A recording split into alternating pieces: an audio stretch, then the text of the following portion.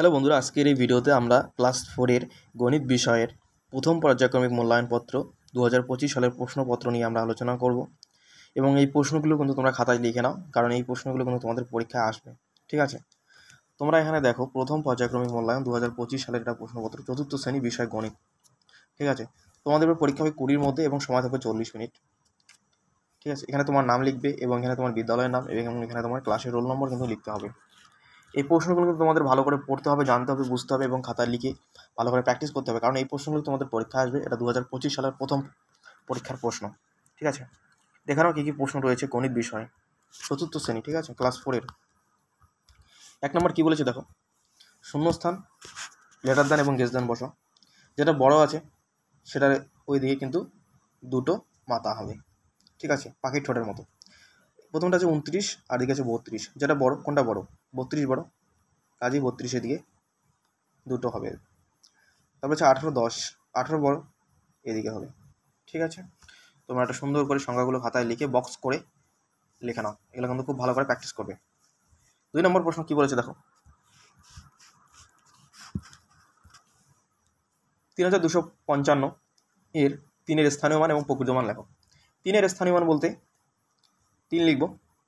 3-এর পরে কটা সংখ্যা রয়েছে? 1, 2, 3টা সংখ্যা রয়েছে, 3টা শূন্য দিয়ে দেবো। 1, 2, 3, তাহলে এখানে কত হয়ে গেল? 3000 হয়ে গেল। 3-এর পর কিন্তু 3টা সংখ্যা রয়েছে, তার জন্য 3টা শূন্য দিয়ে দেবো। 3-এর পর 3টা শূন্য। এবার 3-এর প্রকৃত মান বলেছে লিখতে হবে। এখানে 3-এর প্রকৃত মান কিন্তু 3ই হবে।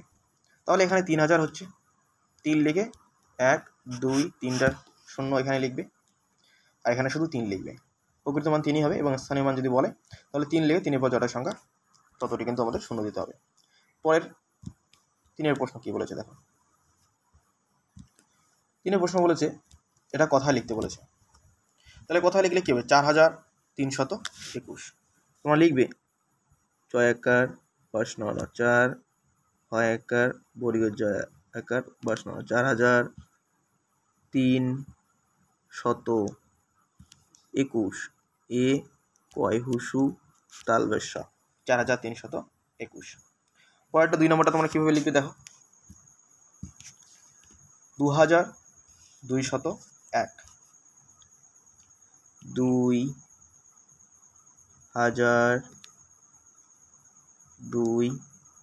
2201। ঠিক আছে, লেখাগুলো বুঝতে না পারলে কমেন্টে বলবে, তোমরা এগুলো সুন্দর করে খাতায় লিখে নাও। এবার দেখো 4-এর প্রশ্ন। 4-এর প্রশ্ন কি বলেছে, মানের ঊর্ধ্বক্রমে সাজাও, মানে ছোট থেকে বড় হিসেবে সাজাও। 1 নম্বর প্রশ্নটার মধ্যে এখানে সব থেকে ছোটো কোনটা রয়েছে? সব থেকে ছোটো এখানে রয়েছে 699। 699টা প্রথমে লিখবে, কমা দিবে। তারপরে ছোটো কোনটা আছে? 752, 7, 5, 2, 752, কমা দেবে। তারপরে বড় কোনটা? 801, লাস্টে এটা। ঠিক আছে, ছোটো থেকে বড় 699, 752, 801। তারপরে এখানে সব থেকে ছোটো কোনটা আছে? 2 নম্বরে সব থেকে ছোটো আছে 298, 298, 98, 298 হলো। তারপরে কত আছে? 502, তারপরে আছে 528। ঠিক আছে, এটাও হয়ে গেল। পরে 5 নম্বর কী বলেছে দেখো, 5 নম্বর বলেছে মানের অর্ধক্রমে, মানে বড় থেকে ছোট হিসেবে সাজাতে বলেছে। এখানে সব থেকে বড় কোনটা? বড় হচ্ছে 219, 219, কমা। তারপরে বড় 216, তারপরে বড় 210। 2 নম্বরে এখানে সব থেকে বড় কোনটা? 856, এটা বড়। তারপরে 457, তারপরে 233। হয়ে গেল। পরে 6-এর প্রশ্ন দেখো কী আছে। দেখো 6-এর এই প্রশ্নগুলো রয়েছে। প্রথমটি যোগ রয়েছে, এখানে বলেছে যোগ করো।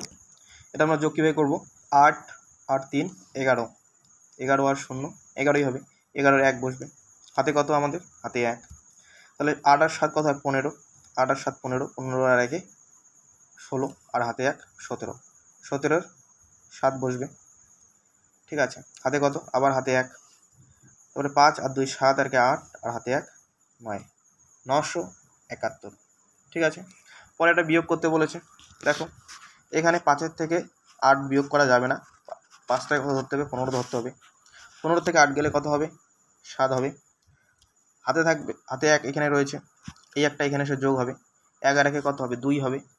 তাহলে এখানে শূন্যটা কত ধরতে হবে 10 ধরতে হবে, 10-এর থেকে 2 করলে কত হবে, 10-এর থেকে 2 গেলে 8 হবে। এবার এই একটা এখানে আসবে, 1 আর 1 2 হবে, 5-এর থেকে 2 গেলে কত হবে 3। তাহলে উত্তর কত হবে 387। এটা হবে 971, এটা হবে 387। ঠিক আছে, দেখো পরের প্রশ্ন কি আছে। 3 নম্বর কি বলেছে, এখানে গুণ করতে বলেছে। কীভাবে এগুলো গুণ করব দেখো, 127 4 গুণ 4 7 28, 28-এর 8 হাতে 2, 4 2 8 আর 2 10, 10-এর 0 হাতে 1, 4-কে 4 আর 5, 508 হয়ে গেল। এবার 4-এ ভাগটা কীভাবে করব দেখো, ভাগটা কীভাবে করব, 3 দিয়ে 238কে ভাগ করতে বলেছে। কী করব, 3 দিয়ে এটাকে যদি করি, 3 6 18, 3 7 21, 3 8 24 বেশি হয়ে যাচ্ছে, তাহলে 3 7 21 দিব, হলো 3-এর থেকে 1 গেলে 2, 28 হলো। তাহলে 3 7 21, 3 8 24, 3 লং 27, 3 10 30 বেশি হয়ে যাচ্ছে, 3 লং 2 7 27 দাগ দিয়ে দিব। তাহলে এখানে যদি আমরা করি কত হবে দেখো, এখানে যদি আমরা বিয়োগ করি 8 থেকে 7 গেলে 1, তাহলে এটা হচ্ছে ভাগ ফল আর একটা হচ্ছে ভাগ শেষ। এটা তোমরা সকলেই জানো, এটা হচ্ছে ভাগ শেষ। ঠিক আছে, বুঝতে না পারলে বলবে। পরে 7-এর প্রশ্ন দেখো কি আছে। 7-এর প্রশ্ন দেখো কি আছে, 7-এর 1 নম্বর প্রশ্ন দেখো কি আছে।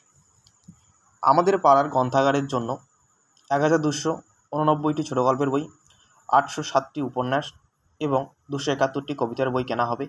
মোট কতগুলো বই কেনা হবে? এটা কী হবে, যোগ হবে, এটা সকলেই জানো। তাহলে এটা আমরা কীভাবে করব দেখো, এখানে যোগটি রয়েছে, এখানে 1289 প্রথমে লিখবে, তারপর 807 লিখবে, তারপর 271 লিখবে। তারপরে 9 আর 7 কত হচ্ছে 16, 16 আর 1 17, 17 7 হাতে কত 1, 8 আর 0 8ই হবে, তারপর 7 15 আর হাতে 1 16, 16 6 হাতে আরও 1, তারপরে 2 আর 8 10, 10 অব্দি 12 আর হাতে 1 13, 13 3 হাতে আরও 1, তারপরে 1 আর 1 2, তাহলে 2367। উত্তর তোমরা লিখবে মোট 2367টি বই কেনা হবে। ঠিক আছে, 3টাই যোগ করে দেবে। তারপর 7-এর 2 নম্বর প্রশ্ন দেখো কি বলেছে। 2 নম্বর প্রশ্ন বলেছে, যতীন কাকা 2025টি নারকেল 9টি ট্রাকে ভর্তি করে পাঠাবেন। যদি তিনি প্রতি ট্রাকে সমান সংখ্যক নারকেল পাঠান, তাহলে প্রতি ট্রাকে কতগুলো নারকেল পাঠাবেন? ঠিক আছে, এটা ভাগ হবে, যেহেতু প্রতি ট্রাকের আমাদের বের করতে বলা হয়েছে। 9 দিয়ে এই 20 25কে ভাগ করে দেবে। ঠিক আছে, 9 দুগুণে 18 এখানে রয়েছে, বিয়োগ করলে 2 হবে, তারপরে এই 2টা এখানে নামবে, তারপর 9 দুগুণে আবার 18 হবে, তারপর যদি বিয়োগ করি এখানে 4 হবে, তারপর এই 5টা এখানে নামবে, 45, 5 নাম 45, তাহলে 225টি। তোমরা উত্তর লিখবে প্রতি ট্রাকে 225টি নারকেল পাঠাবেন। ঠিক আছে, খুব সুন্দর করে কিন্তু এটা পাঠায় নেবে। দেখো, সকল প্রশ্নের উত্তর কিন্তু আমাদের শেষ হয়ে গেল, প্রশ্ন এখানেই শেষ। ভিডিওটি যদি ভালো লেগে থাকে অবশ্যই লাইক কমেন্ট শেয়ার করে দিও, সাবস্ক্রাইব করে দিও বন্ধুদের মধ্যে। ঠিক আছে, পরবর্তী ভিডিওতে দেখা হচ্ছে। Good bye.